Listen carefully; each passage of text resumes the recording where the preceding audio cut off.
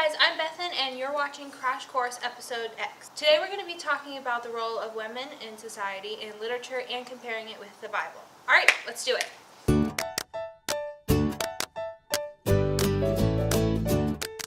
Women, the other half of humanity.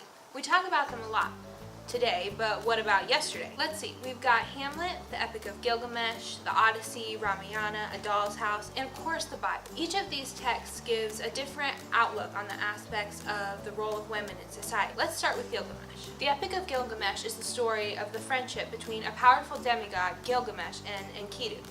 The epic journeys through Gilgamesh's struggle with Enkidu's death and the fear of death itself. So, where's the women? There's Shamat. Let's start there. She's a prostitute sent by Gilgamesh to seduce and civilize Enkidu, a wild man of the male species who apparently needs to be tamed. And yes, I will spare you the details. You're welcome. Prostitution, seduction, tame? Now, hear me out. While the task of civilizing Enkidu using her body seems very demoralizing at face value, in this culture, she was associated with civilization, modern luxury, and sophistication, rather than shame like most of us would see it today.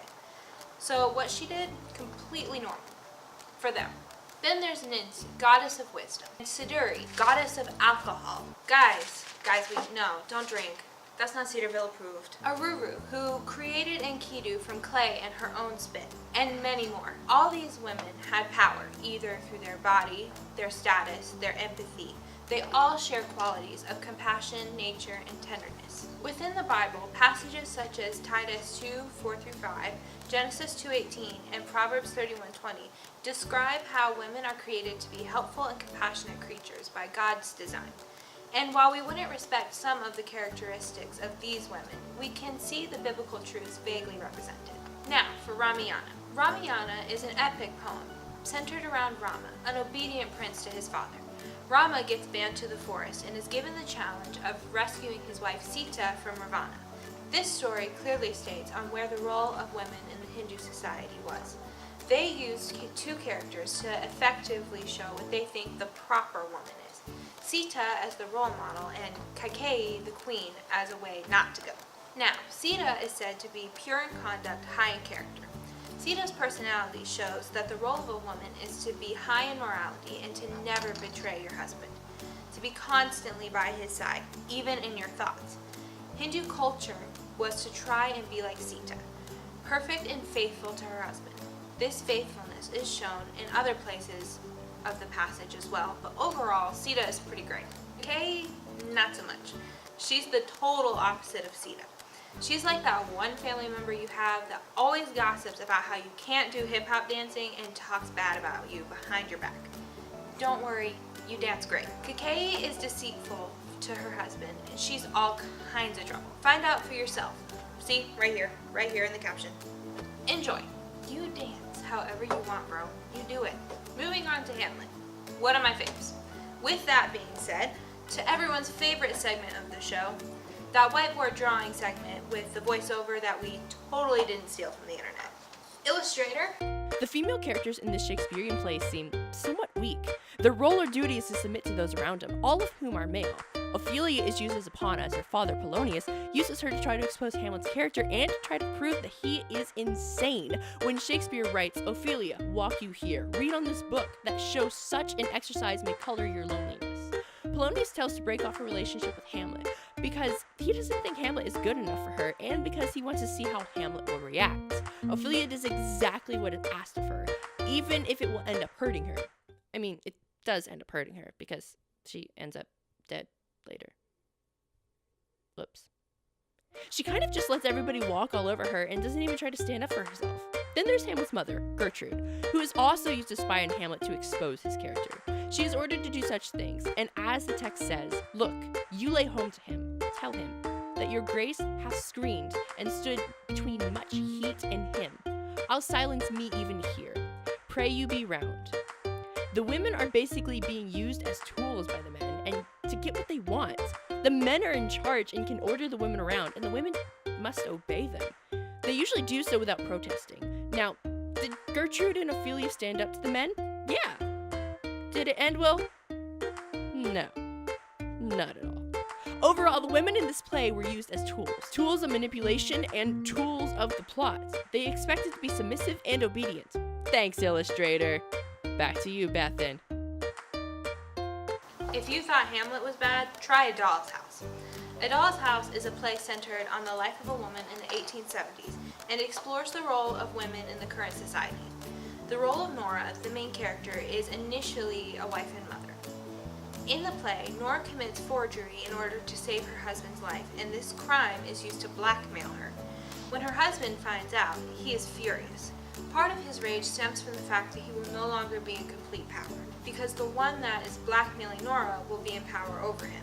In this society, the husband is the head of the family, and his wife is expected to submit to him as well as look after the children. Men were independent and powerful, and women were dependent and basically powerless. When your terror was not over, not for what threatened thee, but for yourself, when there was nothing more to fear, then it seemed to you as though nothing had happened. I was your lark again, your doll, just as before, whom you would take twice as much care of in future, because she was so weak and fragile. Torvald treats Nora a lot like a child. He is more like her protector than her husband.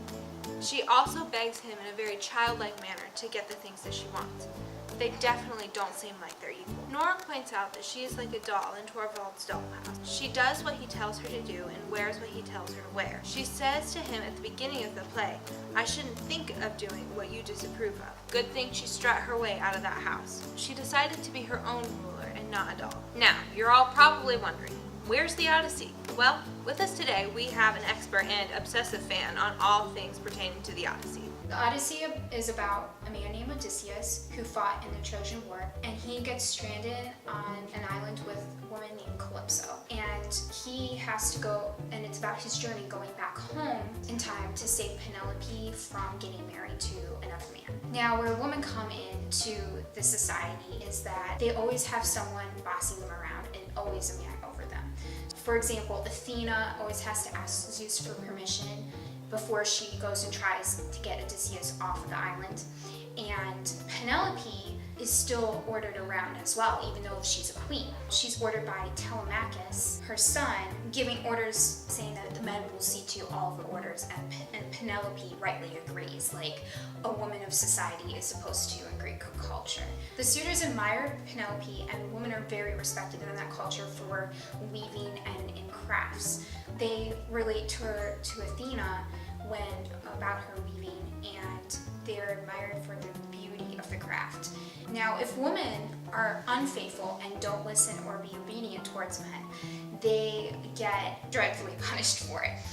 So when Odysseus comes back, his servant women were unfaithful to the king, being intimate with many of the suitors, and they are punished for their crimes. And in the book it says, they marched the women out of the great hall between the roundhouse and the courtyard's strong stockade, crammed them into a dead end, no way out from there, and stern Telemachus gave the men their orders, no clean death for the likes of them, by God.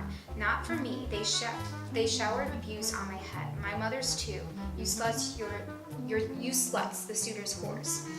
And then they die for the crimes. The last thing is that a part of the Greek culture is that hospitality is very important. They throw extravagant parties and things for strangers, and women are actually supposed to be a part of the making them comfortable.